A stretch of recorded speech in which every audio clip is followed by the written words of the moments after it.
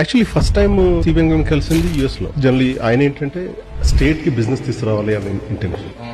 So local contacts అందరూ local business people పిలిచి ఒకసారి కలవండి అంటారు. సో మేము వెళ్ళి కలిసాం. సో ఫస్ట్ టైం కలిసిన వెంటనే ఒక ట్రైట్ నోటీస్ చేసింది ఏంటంటే హీఈస్ వెరీ కన్విన్సింగ్. ఒకసారి కలిస్తే కన్విన్స్ చేసే వరకు వదలదు. ఇన్ దిస్ కేస్ ఆంధ్రాలో ఆఫీస్ పెట్టాలి, that was his agenda.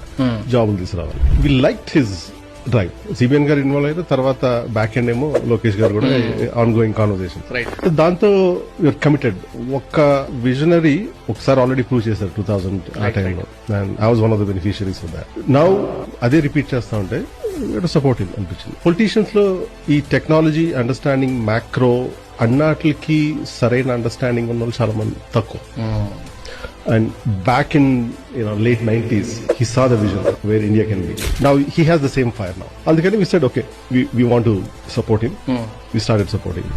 But the way you told, political leaders support వల్ల ecosystem ఎట్లయితే ఎఫెక్ట్ అవుతుంది అనేది effect we've been seeing that. ఇట్లా లీడర్స్ మారుతున్న కొద్ది డిఫరెన్స్ ఎలా వస్తుంది అని. Yeah. Right statement.